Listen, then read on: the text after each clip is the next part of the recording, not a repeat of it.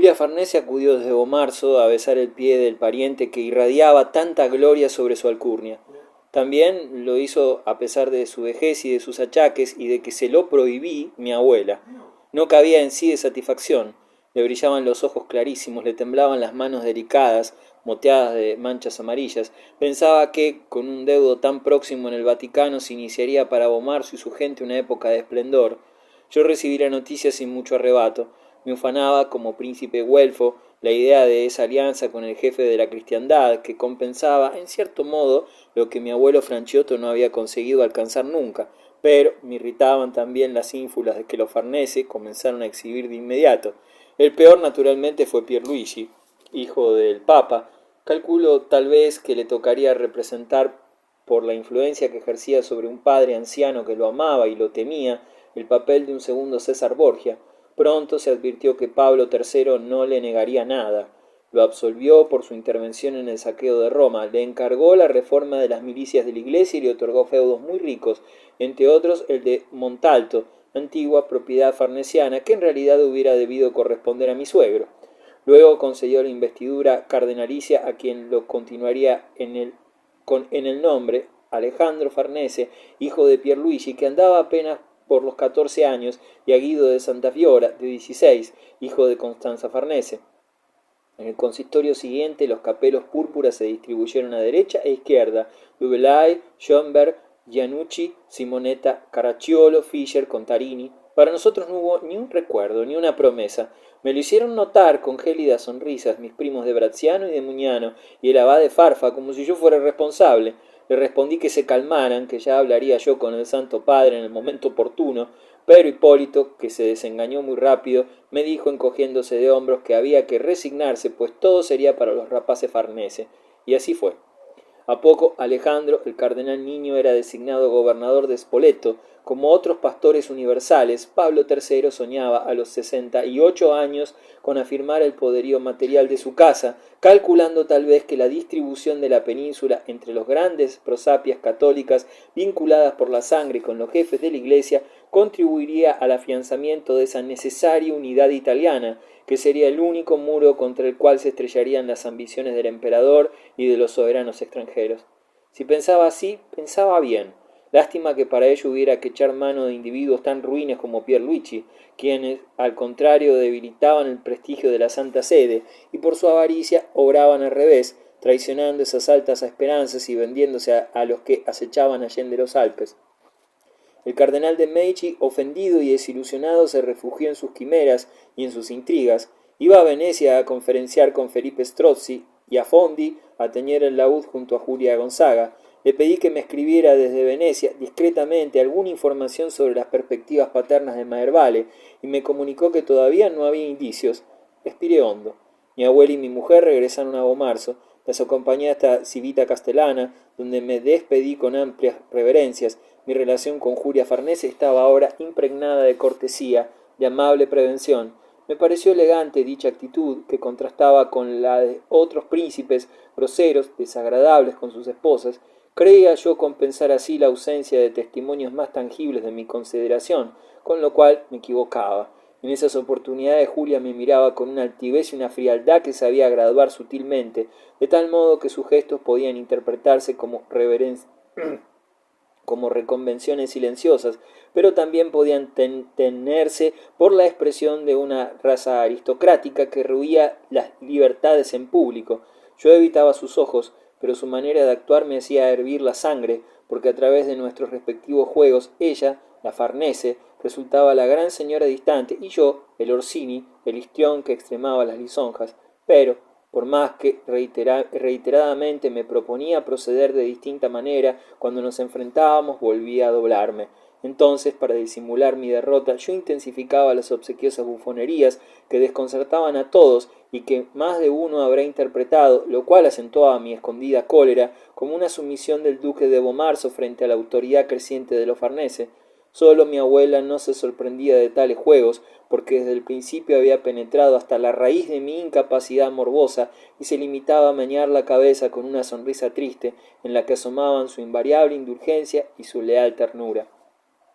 En parte, para defender mi personalidad decaída, por el menosprecio velado que fluía de Julia y en parte también para dar tiempo a conversaciones sentimentales y otras recreaciones más concretas con mi prima Violante Orsini y con mi cuñado Fabio Farnese, muy dispuestos ambos a cualquier aproximación halagadora. Con ello no trascendía del círculo doméstico inmediato. Le pareció a mi criterio de entonces perfectamente aceptable. Mi prima me allanaba la testificación de una virilidad inmune, y mi hermano político me proveía una victoria sobre el clan en cuyo seno había conocido, junto a la pasiva reserva de Julia, el fracaso humillador que derivaba de la fijación de un traumatismo psicológico imposible de superar. Violante, que había dado escándalo en Bomarzo después de mi boda por las locuras que cometió en favor del duque de Urbino y de un alabardero de mi guardia, que era aún más hermoso que el duque, divertía la pesadumbre del palacio que yo había heredado del cardenal Franciotto con sus risas y extravagancias.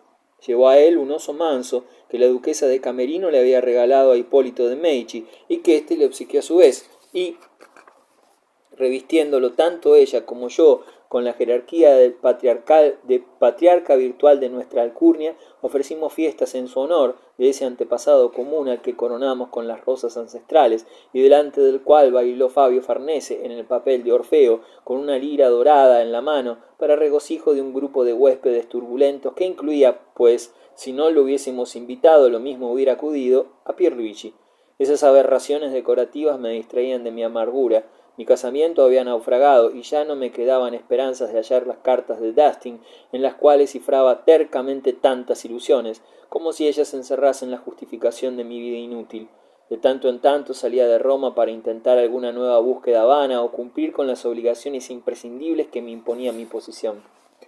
El triunfo de Carlos V en Túnez, de donde escapó Barbarroja, lo rodeó de una gloria personal envidiable.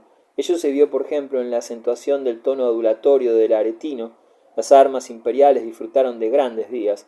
Andrea Doria y Álvaro de Bazán brillaron como estrellas y la fama de su compañero, el conde de Orgaz, hubiera sido inmarcesible de no mediar la paradoja de que, 50 años más tarde, al pintar el Greco a un antepasado suyo, que ni siquiera era conde aún, oscuro, caritativo y parecería objeto de cierto milagro en la ceremonia de su entierro, el esplendor de esa pintura ubicada en una capilla de la distante Toledo apagó para siempre en la memoria el recuerdo de este otro y valiente conde de Orgaz, de donde se observa que un pintor puede contribuir a un milagro y puede derrotar en el tiempo a un fiero batallador. En consecuencia, pienso ahora que tal vez me haya convenido que mi nombre se desvinculara del retrato de Lorenzo Lotto, que se admira en la Academia de Venecia. Hipólito de Medici, siempre ansioso de prestigios que le permitieran refulgir ante Julia Gonzaga, quiso aprovechar la coyuntura de participar en una campaña digna del caballero errante y de vengar a la dama del Amaranto. Partió, pues, plumas al viento como un héroe de romanticismo. Según se dijo después, su salud decaía, ya que en el verano había enfermado de malaria, contraída en los pantanos vecinos de la propiedad de la Bella, y eso se complicó con los gajes del morbo de Fracastoro, que debía presumiblemente a Zafeta, la meretriz. Pero esta versión poco honrosa se originó en el círculo de sus enemigos. Los cortesanos del duque de Florencia los acompañaron en el viaje algunos de los expatriados florentinos más ilustres, como Piero Strozzi, Bernardo Salviati y hasta el poeta Francisco Molsa, grande amigo de Julia, que fue mi amigo también, y que, hostil al grupo de Alejandro, había compuesto un discurso contra Lorenzaccio cuando éste mutiló las estatuas del arco de Constantino. En Itri, feudo suyo, el cardenal se agravó súbitamente y no pudo abandonar el lecho. En el convento de los franciscanos, a donde lo trasladaron, su senescal, Juan Andrea del Borgo, de San Sepolcro, le sirvió un caldo, y enseguida se aceleró el fin. Bernardino Salviati, prior de Roma, declaró que el príncipe, revolviéndose entre lágrimas y espasmos, juraba que le habían dado veneno. Me envenenó Juan Andrea, llegó a tartamudear Hipólito. Llamaron a Julia, que acudió al galope desde su castillo cercano. En los claustros los gritos de los africanos afligidos no alcanzaban a cubrirlos del senescal, a quien los señores sometían a tortura. Hasta metieron a un escribano en la cámara para que apuntara sus declaraciones. Juan Andrea del Borgo de San Sepolcro se contradijo muchas veces, de acuerdo con la intensidad mayor o menor de los apremios que le devolvían a su celda ensangrentado y convulso. Aseguró que era inocente y luego aseguró, cuando retorcieron un poco más el cordaje, que en aquel caldo había puesto la ponzoña que traía de Florencia. 4 días después se extinguió la vida breve del cardenal, de quien Julia no se había separado en su agonía. Yo llegué horas más tarde, avisado por la propia dama, quien conocía el afecto sincero que le consagraba casi desde la niñez. Me encontré allí con un espectáculo patético. Hipólito de Medici yacía lívido, revestido con el ropaje púrpura. A su lado Julia Gonzaga rezaba quedamente y alrededor gesticulaban los caballeros exiliados que veían desmoronarse con su joven jefe sus sueños de regreso victorioso a la patria. Y aun en esos momentos, aun mientras se sucedían las oraciones por el miembro del colegio sacro que había entregado a Dios su alma atribulada, no cesaban los clamores del senescal estirado en el potro del suplicio. Volvimos a Roma lentamente. Quizás a Julia le remordiera la conciencia y se conmoviera a la postre su orgullo. Un muchacho hermoso, encendido de altas ambiciones, había muerto sin obtener de ella más que palabras frívolas. En cuanto a mí, notaba con horror cómo crecía la nómina de mis muertos y cómo se despoblaba mi contorno. Evocaba a Florencia, tornaba a vivir al instante de mi arribo al palacio de Cosme el Viejo y a descubrir en el Cortile a Hipólito de Medici, presto a salir de cacería. Había sido bueno, generoso conmigo. ¿Acaso me había comprendido y había penetrado hasta las hondas raíces de mi mal? Con él, que reposaba eternamente ahora, rígido como una policromada figura tumbal, perdí un aliado sincero, yo que tanto los necesitaba.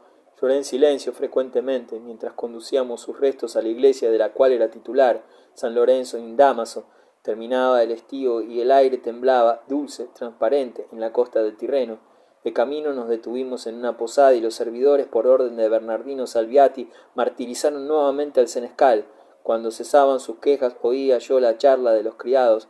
Atribuían el fallecimiento al duque Alejandro, de quien Juan Andrea sería solo una hechura, y afirmaban que el veneno había sido facilitado por un capitán, Pignatta, un cobardón. Alguno apagó la voz, recordando por ventura mi proximidad y mi parentesco con el pontífice, y acusó del crimen a Pablo III, que envidiaba a Hipólito y lo juzgaba rico en demasía, y probablemente quería quitarse el lazo de las obligaciones que derivaban de la deuda de la tiara, y hasta beneficiar a Pierluigi con el peculio del prelado. El tono de Piero Strozzi, ronco, violento, quebrado como un graznido, se entreveró a la conversación. Él no tenía miedo de que lo oyeran. Estos Farnese, bramó, son fruto de la conjura de los Borgia y los Orsini. Antes del pontificado de Alejandro Borgia no movían un dedo. Nadie ignora que el Papa actual recibió el capelo el mismo día que César Borgia, porque su hermana Julia era la concubina de Alejandro VI. Ella era casada con un Orsini, un tuerto, cornudo, infame señor de Basanello, hijo de una prima de los Borgia. Así se cierra el círculo de las influencias que promovieron a Alejandro Farnese hacia el trono vaticano. A Julia Farnese la llamaban la novia de Cristo. Vivía en el gran palacio de los Orsini, en Monte Giordano, con su suegra complaciente que desdeñaba los intereses de su vástago en favor de los de su primo, el Papa. Allí nació la hija de Borgia, que le cargaron en la cuenta al infeliz Orsini. Ningún indicio hay todavía, terció el prior Salviati cautamente, de que su santidad sea culpable de este asesinato. ¿Será su santidad Pablo III o será su magnificencia Alejandro de Medici?, respondió mordaz Piero Strozzi. Lo indudable es que el homicida pagará su culpa. Detrás del tabique yo los escuchaba trémulo. Hubiera debido aparecer en medio de los murmuradores a defender por lo menos a los Orsini. Desde mi infancia, ese Orso Orsini befado, a quien apodaban el monóculo y que encerró su oprobio en Basanello, cerca de la Civita Castellana, había desencadenado airadas discusiones en Bomarzo.